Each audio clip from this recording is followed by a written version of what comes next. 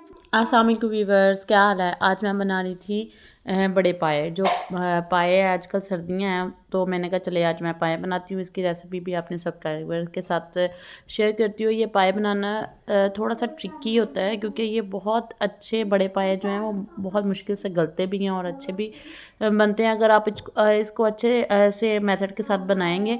क्योंकि ये पाए में ना तो ज़्यादा प्याज पड़ता है, ना ही है ज़्यादा टमाटर और हरी मिर्चें पड़ती हैं। इनमें मुनासिब से जो इंग्रेडिएंट्स हैं वो पड़ते हैं जिसकी वजह से वो ज़्यादा मज़े के और फ्लेवरफुल बनते हैं। इनका अपना एक टेस्ट होता है। अगर मैं चले आपके साथ अब इस नरम से जूसी से पाए की रेसिपी शेयर करती हूँ। सबसे पहले हमने क्या करना है, सबसे पहले हमने हम पाए लिए हैं तकरीबन 1.5 किलो के करीब होंगे पाए के। बड़े वाले पाए थे, इसको धो के अच्छे से वॉश करके मैंने यानी कि चढ़ा दिया था। मैं इसको कच्ची हांडी में बना रही थी, मट्टी की हांडी में। वो उसमें बहुत अच्छे और फ्लेवरफुल बनते हैं अगर आप इसको मट्टी की हांडी में बनाएंगे। लेकिन ये टाइम ज़्यादा कंज्यूमिंग करेंगे क्योंकि ये टाइम जो है ना पाए बहुत ज़्यादा लेते हैं गलने में। क्योंकि अगर आप प्रेशर कुकर में या फौरी फौरी भी बनाएंगे, लेकिन वो जो उसका टेस्ट है जो आप कच्ची हांडी में मट्टी की हांडी में बनाएंगे वो वाला फ्लेवर कभी भी प्रेशर वाले कुकर में जो फटाफट से बन जाता है उसमें कभी भी टेस्ट वो नहीं आएगा। मैंने सबसे पहले क्या किया, धोए हुए सबसे अच्छे से वॉश किया है। फिर इसके बाद मैंने सिंपल 2 इंग्रेडिएंट नमक और हमने हल्दी डाल के, और मैंने 1 अदद प्याज लिया था, बड़े साइज़ का था, बस 1 अदद प्याज लिया था। बाकी हल्दी और नमक डाल के इसको ढक के तकरीबन मैंने छोड़ दिया था। इसमें मैंने तकरीबन डाले थे 4 कप के करीब पानी था, जो उसको डाल के फुल आधी हंडिया हो गई थी, मैंने छोड़ दिया था डाल के, ताकि ये अच्छे से हमारे जो नमक में और हल्दी में अच्छे से हमारे जो वो ना गल जाएं। हमने इसमें और कुछ नहीं ऐड करना। ये देखिए आप देख सकते हैं आप पकने शुरू हो चुके हैं, पानी भी इसका ऊपर आ रहा है उसके अच्छे से वो ना थोड़े से पकना उनमें जो वो आ रहा है। तो मैंने इसमें जो खड़े मसाले हैं वो यूज़ किए हैं। सबसे पहले मैं तेज़पात 2 अदद लिए थे, कुटी हुई लाल मिर्च थी, और साथ में सूखा धनिया था, साथ में 2 बड़ी इलायची थी। ये सारे मसाले डाल के मैंने इसको छोड़ दिया था, नमक हल्दी। और जब हमारे पानी थोड़ा सा कम रह गया था फिर मैंने सारे ये मसाले खड़े मसाले ऐड कर दिए थे। और अब ये देखिए पानी अब कम रह गया, हमारी ये जो बोटी है वो भी काफ़ी हद तक गल चुकी है। हमने ज़्यादा नहीं गालना है, जब हम भूनेंगे तो वरना वो नीचे लग जाएगा। हमने मुनासिब से चेक करते रहना है कि हमारी जो बोटी है वो नीचे ना लगे। जब हमारा पानी थोड़ा सा रह जाएगा यानी कि 50% से यानी कि हमारे जो है पाए वो 80% गल चुके होंगे, तब हमने अपना वो अदरक लहसुन का पेस्ट डालना है। हमने इसमें पहले अदरक लहसुन नहीं डालना है। अगर आप पहले डालेंगे तो हमारे जो पाए हैं वो कड़वे, उनका जायका जो कड़वा हो जाएगा। आपने जब वो भूनने के टाइम पे डालना है, हमने अदरक लहसुन का पेस्ट उससे पहले नहीं डालना। ये देखिए अब हमारे ना भूनने के पास थे। मैंने तकरीबन इसको सुबह से रखा हुआ था, यानी कि आजकल गैस का मसला होता है तो आप इसको सुबह ही 9 बजे से, अगर आपने शाम को खाने हैं तो आपको सुबह 9 बजे से रखने पड़ेंगे कच्ची हांडी में, मट्टी की हांडी में। अगर आप इसको प्रेशर कुकर में रखना चाहते हैं तो फिर तो आपका वो टाइम कंज्यूम ही होगा, लेकिन वो टेस्ट और फ्लेवर डेवलप नहीं होगा। तो मैंने यहाँ पे जब हमारा पानी थोड़ा सा रह गया था, मैंने इसमें 2 अदर टमाटर लिए थे, साथ इसमें हरी मिर्चें ली थी। ये दोनों मैंने 3 से 4 अदर हरी मिर्चें थी। हमने मुनासिब थोड़े मसाले इसमें ऐड करने हैं, ज़्यादा मसाले ऐड हमने बिल्कुल नहीं करने। ये देखिए जब हमने भूनने के पास आना है, पानी हमारा खुश्क हो जाएगा और टमाटर हरी मिर्चें भी गल चुकी होंगी, साथ हमारे अदरक लहसुन का पेस्ट भी गल चुका होगा। तब हमने इसमें थोड़ा सा दही और दही लेना है, साथ हमने इसमें थोड़ा सा मसाले ऐड करने हैं। ये पाया मसाले मैंने नेशनल वालों को लिया था।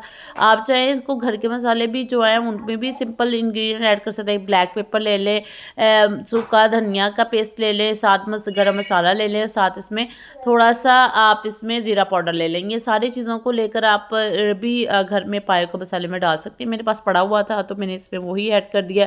दही के साथ साथ साथ अब इसमें मैंने ऑयल डाल दिया था।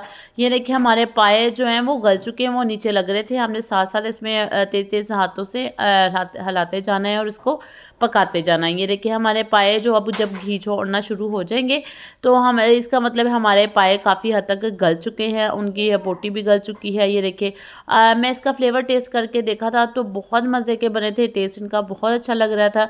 और ये मैं आपको बता रही थी ना, ये टाइम कंज्यूमिंग होते हैं। अगर आप इसको मिट्टी की हांडी में बनाएंगे तो टाइम ज़्यादा लेंगे। आप इसको सुबह से रख के शाम तक हमारे बनेंगे। आजकल गैस भी जा रही है, दरमियान में लोड शेडिंग भी होती है, इस वजह से हमें सुबह से ही रख के इसको हल्के हल्के, मैं तकरीबन सुबह से पायों के पीछे लगी हुई थी, सुबह से रखे हुए थे। साथ साथ गैस जा रही थी, बार बार इसमें चेक कर रही थी। आपने भी इसी तरह करना है, शाम तक ये पक जाएंगे। ये देखिए घी अब हमारा जो छोड़ना शुरू हो गया है पाए, और हमने इसको अच्छे से भुनाई करनी है। इस कदर भुनाई करनी है कि हमारे जो है ना मसाले बिल्कुल, जो खड़े मसाले हैं वो बिल्कुल इसमें मिक्स हो जाएं, हमें एक भी चीज़ और कोई भी मसाला नज़र ना आए। ये देखिए आप देख सकते हैं। अब इसमें साथ साथ मैं इसको भून रही हूँ, साथ साथ इसमें ऑयल ऊपर आ रहा है। तो हमने तकरीबन सुबह के रखे थे, ये शाम के 6 बज गए थे, 6 से 7 मिट्टी की हांडी में। तो अब इसलिए वो पक चुके हैं, गल चुके हैं। अगर आप इसको बार बार इसकी बोटी को भी चेक करते रहिएगा कि हमारी जो बोटी है वो हड्डियाँ वो बिल्कुल गल चुकी हैं।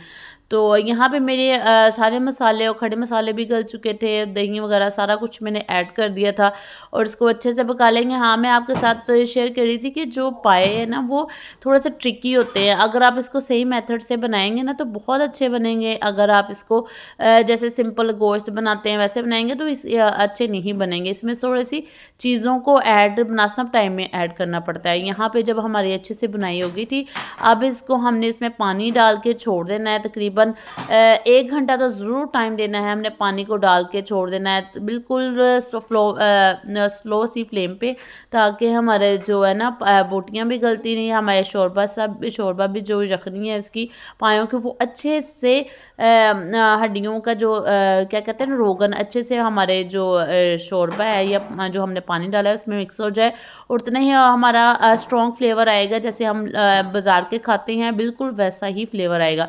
ये देखिए अब हमारे जो पाए हैं वो बिल्कुल घी ऊपर आना शुरू हो चुका है, और हमारे गल भी चुके हैं। और हम इसका टेस्ट भी चेक किया था, बहुत अच्छा टेस्ट लग रहा था। तकरीबन आप इसको यानी कि सुबह नाश्ते में भी इंजॉय कर सकते हैं इसको, और साथ इसमें नान के साथ, मैंने रोगनी नान हो या कोई भी खमीरी रोटी हो उनके साथ आप खाएंगे तो आपको बहुत मज़ा आएगा।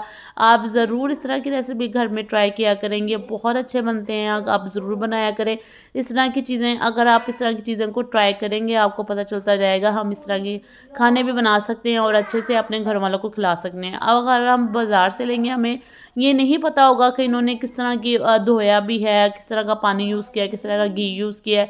तो आजकल वैसे भी हाइजीनिक का मसला बहुत ज़्यादा होता है, तो इसलिए आप ज़रूर इन रेसिपीज़ को ट्राई किया करें, और मुझे फीडबैक भी ज़रूर दिया करेंगे कि आपने मेरी रेसिपी को ट्राई किया था। आप लाइक भी करेंगे, शेयर भी करेंगे और सब्सक्राइब भी करें। प्लीज़ मेरे वीडियोज़ को लाइक और सब्सक्राइब ज़रूर किया करें, ताकि इससे मुझे बहुत हौसला मिलता है, मुझे थोड़ी सी एनर्जी मिलती है।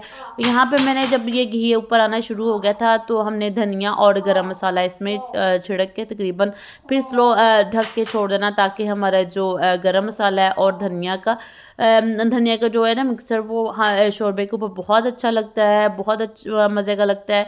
ये देखते ही मेरे मुंह में पानी आ रहा था। बहुत अच्छे बने थे, बहुत मज़े के बने थे। आप ज़रूर अपनी फैमिली को इस तरह की चीज़ें सर्दियाँ बना के खिलाया करें। और वैसे भी पायों में भी शफा है, कुरान पाक में खुद इसका बताया गया है। तो आप ज़रूर इस तरह की रेसिपी ट्राई करके मुझे ज़रूर फीडबैक दिया करें, और अब मुझे दुआओं में ज़रूर याद रखा करें कि आप मेरी रेसिपीज़ को किस तरह देखती हैं और बनाती हैं और इस तरह ट्राई भी करती हैं।